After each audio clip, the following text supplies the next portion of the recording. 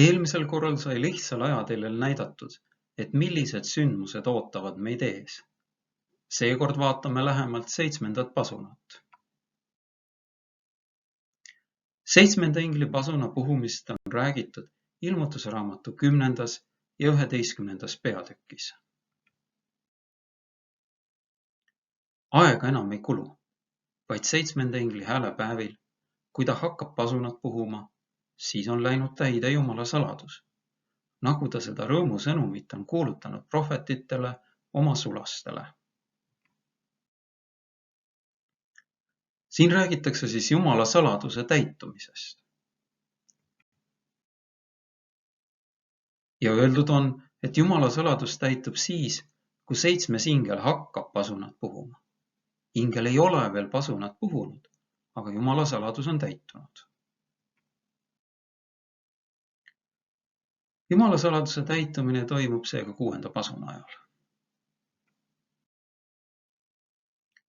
Sellest saladusest räägib Rooma kiri.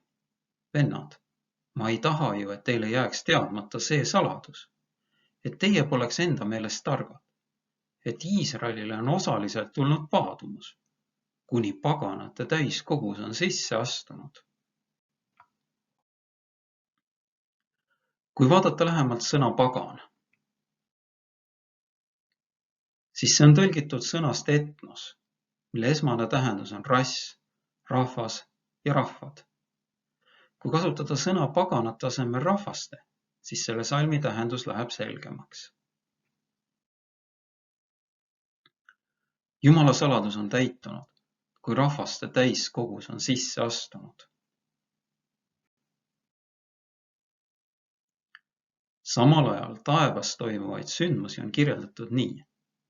Ma nägin, kuidas inglid taevas siia-sinna ruttasid.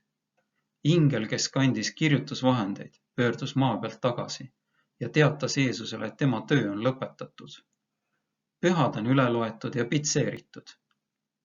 Siis nägin ma, kuidas Jeesus, kes oli teeninud 10 käsku sisaldava laeka ees. Suitsutuspanni alla viskas, ta tõstis oma käed ja ütles valjul häälel, see on lõpetatud. Ja sellest Jumala saladuse täitumisest räägib meile siis Ilmutuse 10.7 salm. Järgmine koht, kus räägitakse 7. ingli pasuna puhumisest, on Ilmutus 11.15. Nüüd räägitakse sellest, et mis nüüd toimub, kui 7. ingel pasunat puhub. Öeldakse, et maailma kuningriik on saanud meie issanda ja tema Kristus omaks ning tema valitseb kuningana igavesest ajast igavesti. Siis räägitakse 24 vanemast Jumala trooni ees.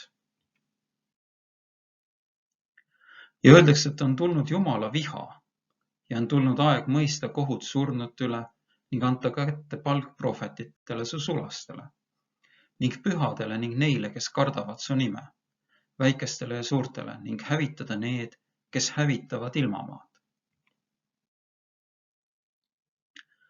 Jumala vihast räägib meile Ilmutuse 16. peatükk. Ma kuulsin valju häält templist hüüdvat 7 inglile. Minge ja valage Jumala raevu 7 kaussi välja ilmamaa peale. Esimene läks ning valas oma kausi välja maa peale ning kurje ja tigedaid pahiseid lõi inimeste külge. 7. pasuna puhumisest räägitakse edasi nii. Jumala tempel taevas avanes ning tema templis sai nähtavaks tema lepingulaevas ja sündis välke ja kõuemürinaid ja pikselööke ja maavärin ja suur rahesadu. Samal ajal maal toimuvaid sündmusi on kirjeldatud nii. Seejärel ilmub taevale käsi, mis hoiab 2 kokku pandud käsulauda. Prohvet ütleb, siis taevad kuulutavad tema õigust, sest Jumal on kohtumõistja. Seda sama püha käsku, Jumala õigust, mida välkude ja piksemürina saatel kuulutati Siinai mäelt kui elu juhtnööri, näidatakse nüüd inimestele kui Jumala kohtu mõõdupuud. Käsi avab käsulauad ning kõik näevad tulekirjas kirjutatud 10 käsku. Sõnad on nii selged, et kõik suudavad neid lugeda. mälestused elustavad, religioossed eelarvamused ja eksiõpetused sulavad ning Jumala 10 käsusõna, lühikesed ja kõikehõlmavad ja autoriteetsed, seisavad maailma kõikide elanike silme ees.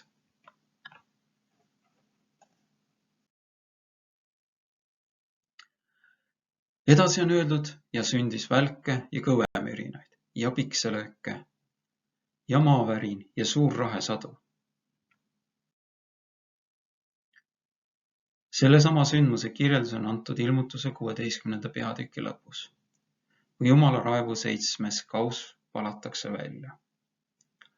7. valas oma kausi välja õhku ning vali hääl kostis templi seest troonilt. See on sündinud. Ja sündis välke ja hääli ja kõvemürinaid ning suur maavärin, millest ei ole olnud sellest ajast, kui inimesed on elanud maa peal. See oli määratu suur maavärin. Ja siis öeldakse, ja suuri raheteri, talendiraskusi sadas taevast alla inimeste peale. Ning inimesed teotasid Jumalat rahenuhtluse pärast, sest selle nuhtlus oli väga suur. Küsimus on, et kuidas on ajaliselt omavahel seotud 7. pasun ja 7 viimast nuhtlust?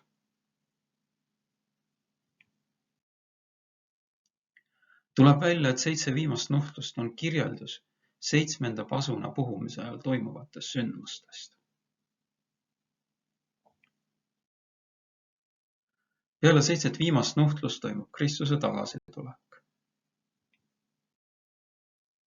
Enne 7. pasuna puhumist on täitunud Jumala saladus. Inimkonna armuaeg on lõppenud ja algab Jumala püha. Siia ajateljele võib lisada ka tänase päeva. Ja siis on meil graafik, mis kujutab enne Kristuse tagasitulekut toimuvaid sündmusi.